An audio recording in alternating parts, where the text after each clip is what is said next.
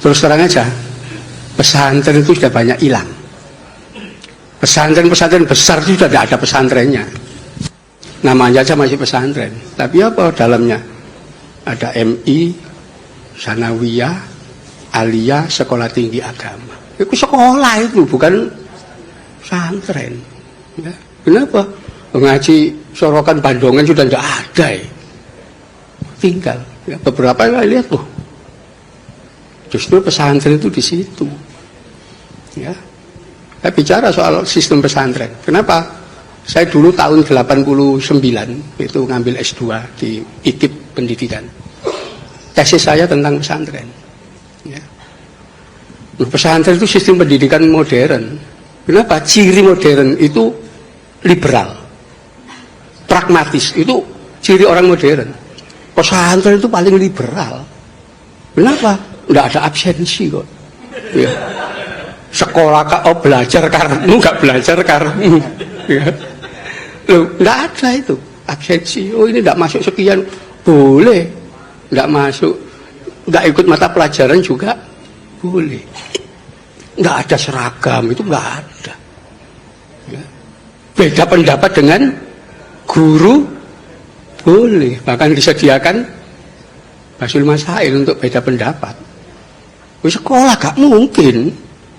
Ya, mulai SD sampai S3 itu ya harus manut gurunya. Ya. Begitu mahasiswa gak manut dengan dosennya, gak lulus. Di pesantren boleh. Ya. Dari di situ liberal sebetulnya dan cara berpikirnya pragmatis. Ya. Itu. Jadi kalau kita lihat usul fikih itu kan pragmatis sekali itu.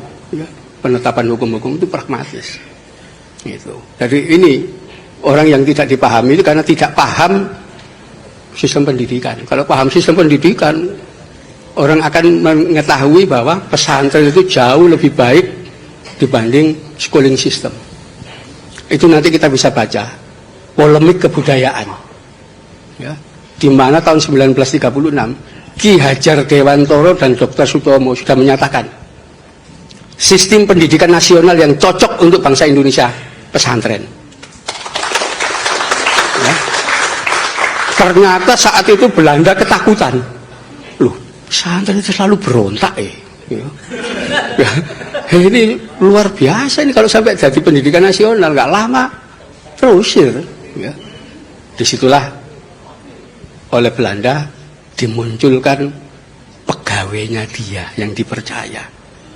Namanya Sultan Takdir Ali Sabana. Ya, dia diangkat menjadi direktur Balai Pustaka, penerbitan percetakan terbesar milik pemerintah Belanda. Disitulah Sultan Takdir menulis tulisan-tulisan bahwa pesantren itu sekolah primitif, ya, yang menolak modernisme dan seterusnya. Di situ muncul pesantren itu tempatnya orang bodoh-bodoh, ya, primitif, tidak maju menolak modern. Dr. Sutomo sekolah itu justru nanti mencetak kuli, mencetak buruh, ya, itu tulisan Dr. Sutomo. Setelah lulus sekolah dengan modal ijazah, dia akan antri mencari kerja jadi buruh, jadi kuli. Keras sekali tulisan Dr. Sutomo itu. Ya. Karena itu beliau itu sekalipun dokter tidak mau jadi dokternya pemerintah, praktek sendiri ke masyarakat. Ya. Luar biasa waktu itu. Terjadilah sampai Sanusi Pane ikut. Ya. Itu mencela juga pandangan Sultan Takdir. Tapi karena Dr. Sutomo mendadak meninggal, nggak tahu kenapa mendadak dalam usia muda meninggal, nggak berlanjut. Ya.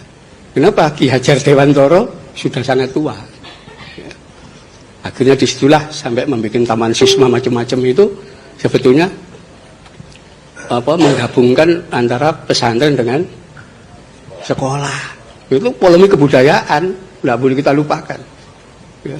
Dan memang kalau kita waktu itu menerima konsep dari Dr. Sutomo dan Ki Hajar Dewantoro menerapkan pesantren sistem, ya kita katakan sistem ya, bukan lembaga, itu Indonesia pasti sudah maju. Ya, kenapa? Karena pertama liberal, ya, orang boleh berpikir beda pendapat dan seterusnya, dan kedua pragmatis. Sekolah enggak, pelajarannya dogmatik, doktriner. Ya. Kan itu makin lama orang sekolah di ya, lembaga namanya sekolah ini, dia makin menjadi the classman, manusia kelas. Kenapa? Loh, mulai taman kanak-kanak, SD, SMP, SMA, S1, S2, S3, belajarnya di dalam kelas, dia tidak tahu dunia luar. Ya, karena itu didoktrin ya, pengetahuannya sempit di dalam kelas itu. Ya. Karena itu kalau kita lihat lulusan-lulusan paling tinggi di sekolah itu akan kelihatan. Oh, ini doktor ekonomi. Ya. Itu belajar ekonomi itu sampai berapa tahun? Mulai TK sampai S3 itu 27 tahun itu di dalam kelas. Karena itu ketika mereka diminta, Bapak doktor yang pakar ekonomi, bisa tidak menerapkan, mengaplikasikan pengetahuan ekonominya dalam dunia real? Nggak bisa, teori pintar. Ya. Kenapa? Fakta sejarah menunjukkan konglomerat sak dunia itu tidak ada yang doktor ekonomi. Oh iya, SD gak lulus, SD, ya, SMP, orang-orang itu, ya, sampai kemarin itu istrinya Bill Gates itu drop out, ya. Belum pernah. Nanti silakan dibuka aja. Ada nggak dokter ekonomi yang jadi konglomerat? Nggak ada. Begitu juga pakar ilmu politik. Ya. Belum ada dokter ilmu politik jadi presiden di satu negara. Ya. Loh, faktanya begitu. Amerika itu negara gede, kurangnya apa? Mana pernah dipimpin dokter ilmu politik? Nggak ada. Di Rusia, Jerman, Perancis, semua orang pendidikan rendah-rendah semua. Kenapa? Orang yang tahu dunia real, bukan di dalam kelas. Ya, nanti di dalam semuanya akan kelihatan itu. Ya, jadi kalau pesantren kan enggak, ya realitas masyarakat. Kenapa? Enggak menggantungkan diri pada ijazah. Wong ijazah sekolah enggak laku. Ya. Untuk daftar tentara juga enggak boleh. Daftar polisi juga, apa ini pesantren? Enggak dianggap. Ya, tapi itu fakta. Bahkan kalau kita mau buka sejarah bagaimana kaum sarungan yang dianggap primitif itu, ya, dalam sejarah kita, yang melahirkan TNI itu orang-orang dari pesantren mayoritas, ya. Itu fakta, ya. Saya nulis buku judulnya Fatwa dan Resolusi Jihad, ya. Sekarang masih proses. Saya nggak ngerti kenapa terlambat, padahal sudah selesai Desember 2016 kemarin. Sampai sekarang ini nunggu. Kata pengantar aja belum selesai. Ya, harusnya sudah dibaca semua orang. Ya, bahwa yang melahirkan negara ini itu adalah golongan dari pesantren. Termasuk yang membidani lahirnya TNI.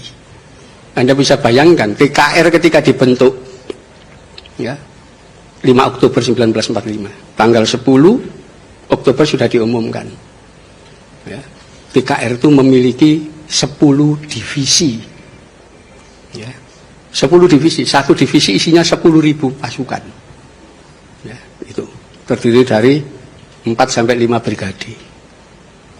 Divisi pertama jelas ditulis di situ, dipimpin oleh Kolonel Kiai Haji Samun.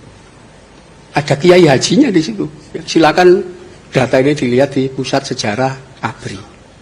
Loh, ada. Ya.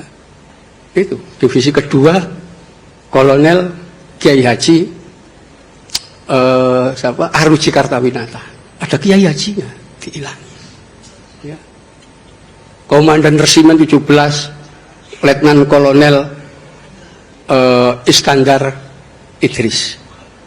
Itu ada semua. Ya. Komandan-komandan batalion itu gelarnya kiai-kiai semua.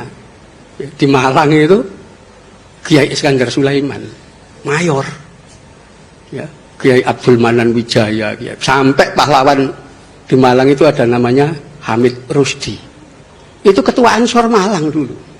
Ya, yang meninggal dalam pertempuran dan jadi pahlawan. Ya. Ini kenapa hilang dari sejarah gitu loh. Ya, itu saya ungkap semua di buku Fatwa dan Resolusi Jihad. Ya, bahwa TNI itu salah satu yang membidani adalah dari golongan kaum sarungan dari pesantren. Ya, saya kira itu ya. Assalamualaikum warahmatullahi wabarakatuh. Waalaikumsalam warahmatullahi wabarakatuh.